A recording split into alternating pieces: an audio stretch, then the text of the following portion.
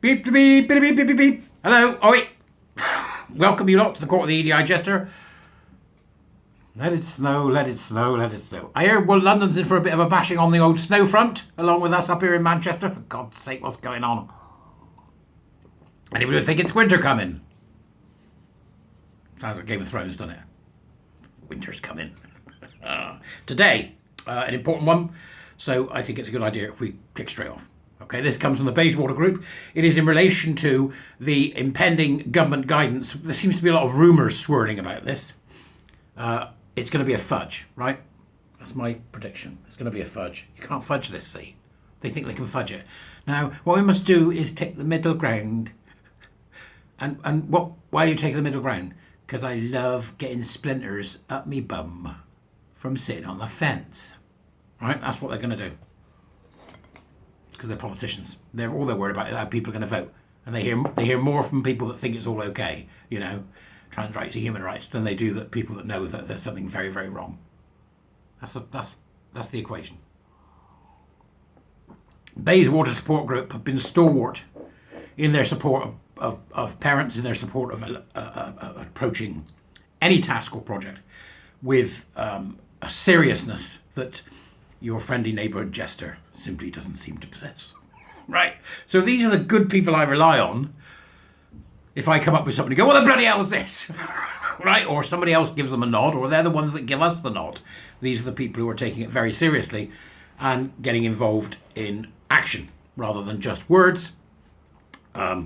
So Bayswater support.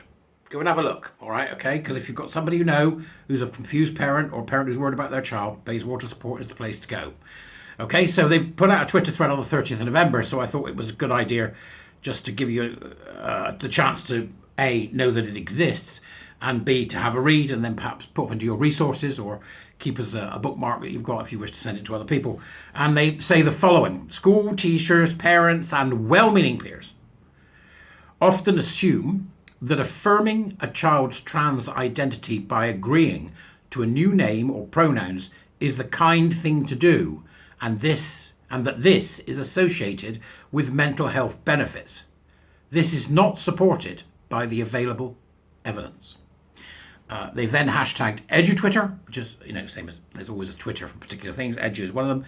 I'm going to make sure that I share it and I add in @HeadTeacherChat, because they seem to have a lot of head teachers who follow them. You might want to do the same, @HeadTeacherChat.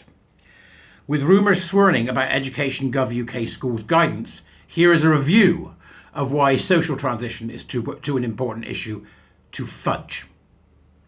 Crucially, agreeing to name pronoun requests comes with a significant risk for the student and is a decision beyond the remit of any school. Couldn't agree more.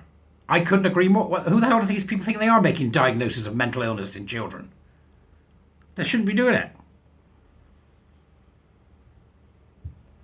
Historically, most children grow out of their gender distress. For 80% of children who met the criteria for gender dysphoria in childhood, Bayswater are more reasonable on this than I am. Don't think it exists.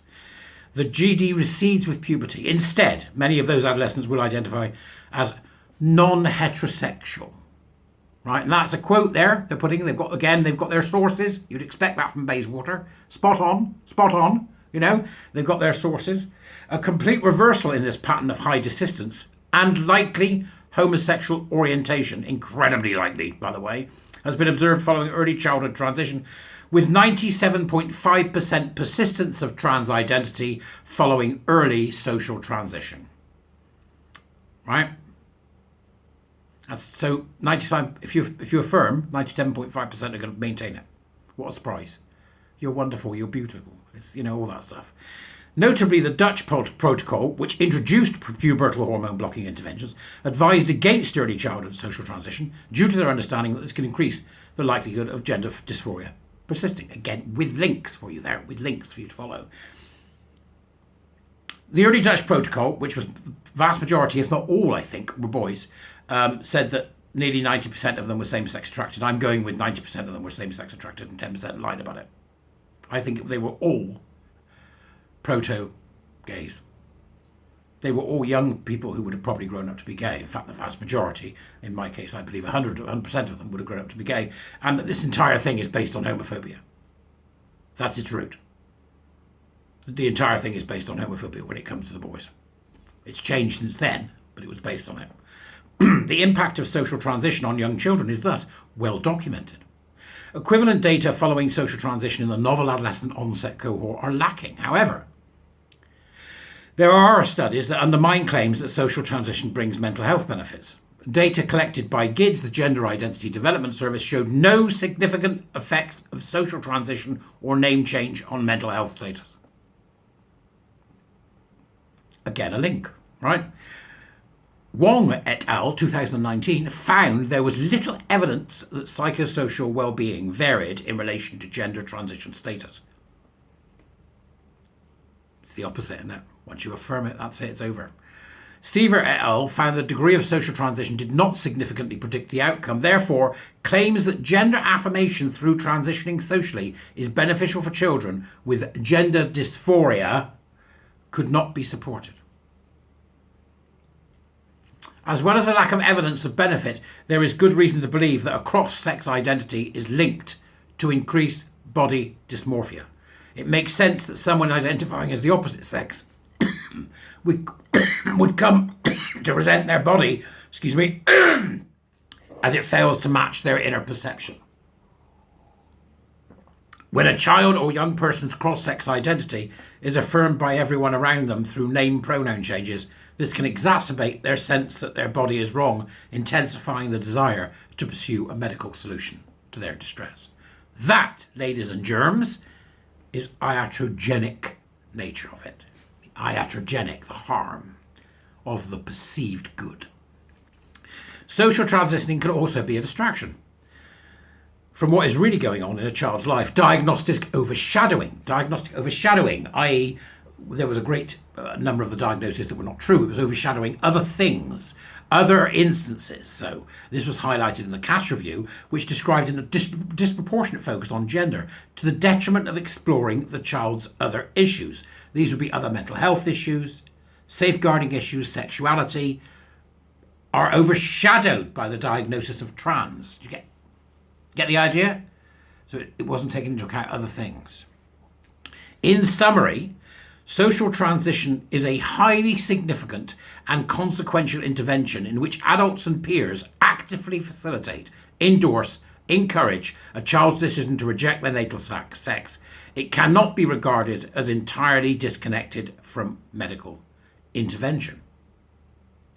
In the absence of clear evidence of benefit for what is such a major step, Education Gov UK advice on social transition should be to adopt the most cautious stance, the watchful waiting approach recommended by clinicians before ideology was prioritised over evidence. They can bloody write at Bayswater, can't they? Here, listen up, right? Now, Bayswater's not me. I've nothing to do with them. I have to say that, right? Because you wouldn't want to be associated with me, would you? I'm a mad blowhard, right? So, what they say at the end there, watchful waiting, right, okay. I don't think that's what's needed. Sorry, right, okay. Now I know that's what we're going to get in some form or other. That'll be part of that.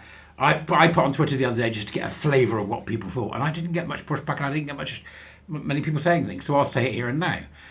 If a school has a child that takes a transgender identity, that school should immediately halt and provide an adult experience of such ferocity and such ferocious terror, an adult backlash, right? Which would involve getting the whole school in and telling them the truth about the whole damn thing and showing them the mutilated bodies, right? And giving them the figures about the murders and the sexual offences and showing them exactly what their belief system is. An adult intervention of such ferocity that the whiplash should mean that no child in the school would ever do it again. How about that as a solution? You tell me what you think, once again, in the comments. Okay? It's good to talk. I'll see you later. Links in the dooberies. Come be a warrior teacher. What's your problem? Ta-da!